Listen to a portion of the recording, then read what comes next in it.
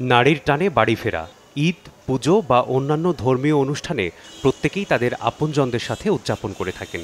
কিন্তু সমাজে এমন কিছু পেশাজীবী রয়েছেন যারা অনেক সময় ধর্মীয় ও অন্যান্য আচার অনুষ্ঠানে পরিবার প্রিয়জনদের মায়া কাটিয়ে কর্মস্থলে কর্মরত থাকেন। তাদের মধ্যে ট্রাফিক পুলিশ রয়েছেন, যারা সরকারি ছুটির দিনগুলোতেও নিরলস পরিশ্রম করে যান। রোজার ঈদে ছুটি যাইতে পারবো না, সবাই তো আর এক ঈদে ছুটি পাবো না। কোরবানির ঈদটা আমি চেষ্টা করবো, আমি যাইতে পারবো কিনা ভাগ্যের ব্যাপার। রোজার ঈদটা অবশ্য পরিবারকে মিস করব, আত্মীয় স্বজন সবাইকে মিস করব, আর ডিউটি তো পালন করতেই হবে। সবাই তো এক ঈদে ছুটি গেলে তো ডিউটি করবে কে? ঈদের সময় 8 ঘন্টা ডিউটি থাকবেন একবেলা, সকাল 7টা থেকে 2টা পর্যন্ত, অথবা 2 শিফটে ডিউটি থাকবেন, আরেকবারই বিকালে করবেন। 8 ঘন্টা করা লাগবেন।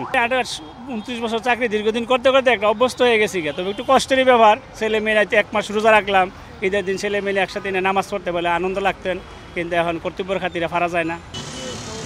পেশার প্রতি শ্রদ্ধা রেখে দেশপ্রেমকে পুঁজি করে এমন ত্যাগকে মেনে নিতে কোনো কার্পণ্য নেই তাদের মাঝে। ঈদে আসলে পুলিশের চাকরিটা 24 ঘন্টায় চাকরি।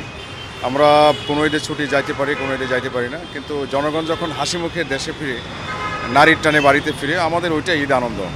বেসিক্যালি আমরা ওইটাতে ঈদের আনন্দ খুঁজে পাই, যে আমরা মানুষকে নিশ্চিত সুন্দর এবং ভালোভাবে দেশের বাড়িতে পৌঁছে দিতে পারছি। পরিবারের সাথে ঈদ করা, পূজা করা এভাবে আমাদের হয়ে ওঠে না। হয়তো বা কোনো ঈদে হয়, আবার ম্যাক্সিমাম টাইমটা হয় না। যে কোনো একটা সাইড আমাদেরকে স্যাক্রিফাইস করতে হয়। নগরীর যানজটে জনদুর্ভোগ কমাতে ট্রাফিক পুলিশের নিরবচ্ছিন্ন দায়িত্বের বিকল্প নেই। মেসবাহুল আলিফ, সময় সংবাদ, ঢাকা।